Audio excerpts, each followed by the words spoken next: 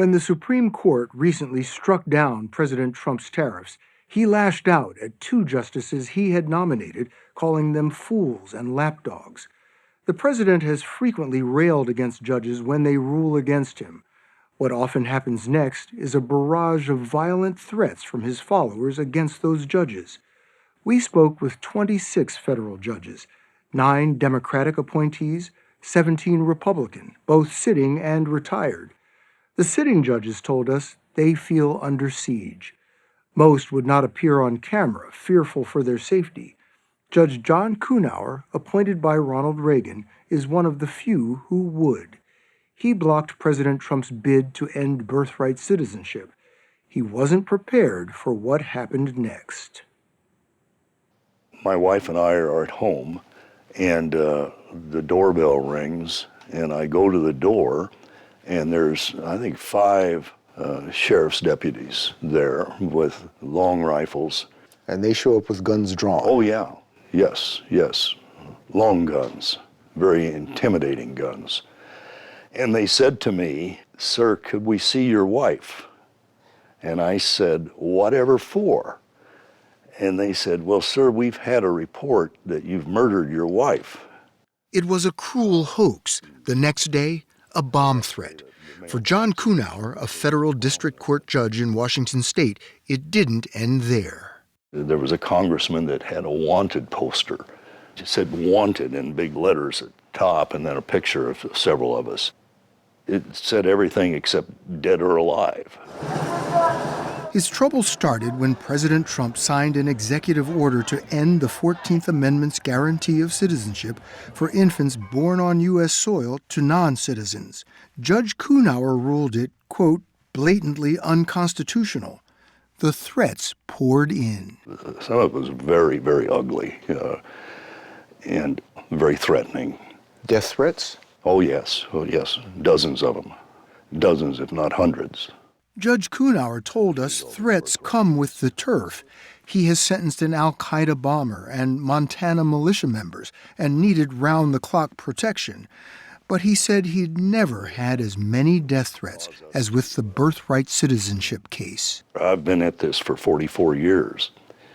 I have never encountered the hostility toward the judiciary that has existed in this country in the last year. And I don't think it's because we're making bad decisions. I think it's because there are people who think that they can make a lot of political hay out of criticizing the federal judiciary.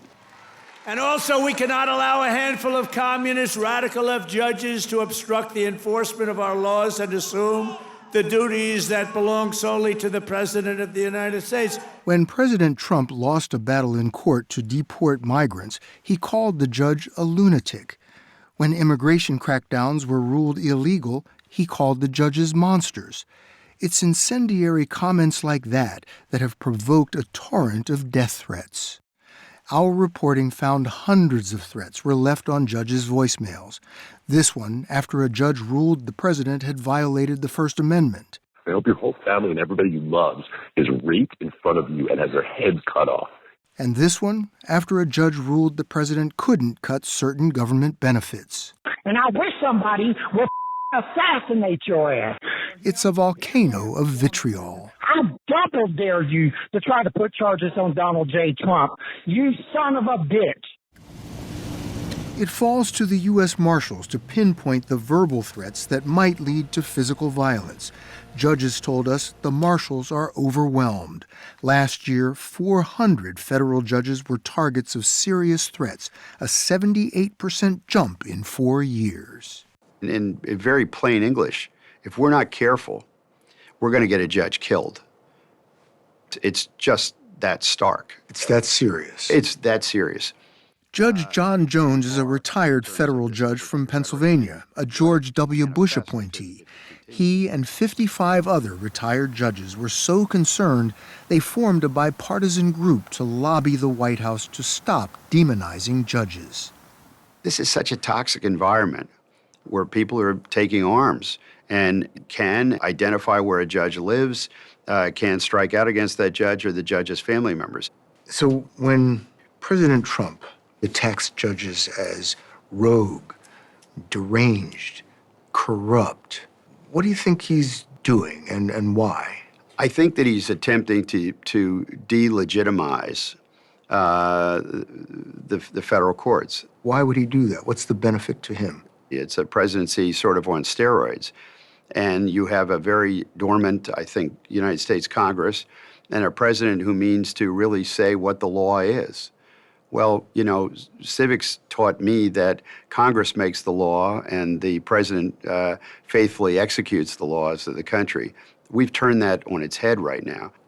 Okay, we'll sign right here, right? Judge Jones told us this White House is testing the bounds of presidential power. Today, the Trump administration is facing 600 lawsuits contesting its agenda, from immigration to job cuts. Judges are caught squarely in the crossfire. As a judge who has taken an oath to uphold the Constitution and defend the rule of law, I have a duty to call this out.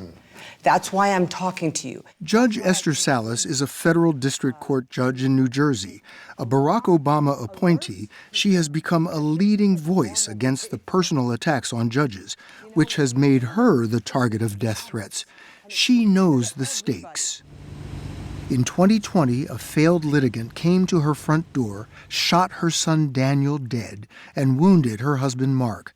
It was not driven by politics, but she fears today's inflammatory rhetoric makes such horrors more likely. I'm more concerned right now than I was after my only child was murdered. Why? Because I think that the attacks against the judiciary are only getting worse. What I'm seeing now is far different than what I've seen in the past. This is coming from our national leader on down. Judge Salas told us vilifying judges is eroding trust in the courts. If you disagree with a ruling that we make, appeal us. If you disagree with a sentence we render, appeal us. The answer is not to dehumanize us, and that has been, I think, the active agenda as of late. I feel like sometimes our political leaders are playing Russian roulette with our lives. Do you think the rhetoric emboldens people? I do. I think it's dangerous. In a statement, the White House said, as a survivor of 2 assassination attempts, no one understands the dangers of political violence more than President Trump. It went on to accuse the judiciary of brazen defiance with its unlawful rulings. These activist judges. Deputy Attorney General Todd Blanche called it a war. We are routinely getting stays and getting reversals because of local judges just not following the law full stop.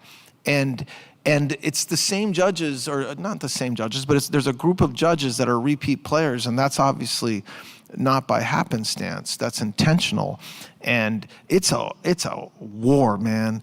Todd Blanche declined our request for an interview. In a statement to us, he said some judges continue to issue overbroad and even unreasoned injunctions, but adding threats and intimidation of federal officials is unlawful. Judge John Kuhnauer told us the Constitution is a judge's North Star. So to someone who says that you are a political agent in trying to thwart the goals of the president, you would say? I would say you don't understand what we do. We apply the Constitution. For the last 250 years in this country, it's been the judges that say this is either constitutional or it isn't. If nobody's going to make that decision, nobody's going to enforce the Constitution, it becomes like the Constitution of Russia. The threats aren't just coming from the right. In 2020, Senate Minority Leader Chuck Schumer warned that Supreme Court Justices Neil Gorsuch and Brett Kavanaugh would, quote, pay the price for restricting abortion. He later apologized. In 2022, a would-be assassin was arrested for trying to kill Justice Kavanaugh at his home. But Judge Jones, a Republican appointee, told us the violent language of the right has no match. The national rhetoric from both sides has probably gotten worse over time. However, I would not concede that the Democratic Party or that Democratic office holders have conducted themselves in any way that's similar to what this administration is doing with respect to the federal judiciary. There's simply no evidence of that. And when you look at the database, it's the names and addresses of hundreds of elected officials and judges. Ron Zayas is the CEO of Ironwall, a company that scrubs judges' personal data from the web. So here's another threat that we have toward a judge. Zayas told us in 14 years he has never seen as many violent threats as today. You know, if you broadcast that message to 1 million people, you just need one to act on it. And that's the terrifying part that judges are having to deal with today. Zayas also combs through the dark web. Look at the gallows, my God. This. A criminal haven on the internet where anonymous threat actors try to cause real-world harm. These days, Zayas is worried about a new type of threat. The threats used to be, you ruled against me and I want to kill you. Now the kind of threats we're seeing, there's a whole other sphere of saying, I want to influence what you do. It's mob mentality. They want to threaten you so that you make the right decision. The marshals are also investigating a striking new form of intimidation. Hundreds of unsolicited pizzas sent to judges and their children across the country, an innocuous delivery with an ominous message. We know where you live, we know where your children live, and do you want to end up like Judge Salas's son? At least 20 were sent to homes in the name of Judge Salas's late son. The order form had my murdered son's name on it. They're weaponizing my baby boy. They're weaponizing Daniel's name to inflict fear on judges. I know that's shocking, but it must be so painful. Oh, you know, that one took me.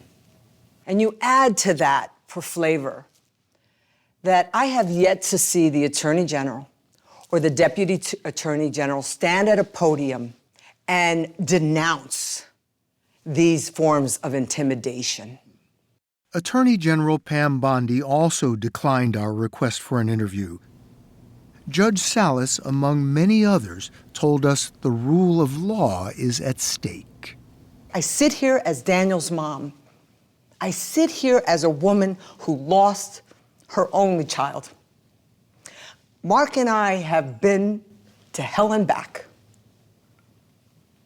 And when I see that kind of irresponsible behavior coming from our political leaders and people in power, it makes me sad. And it makes me very worried.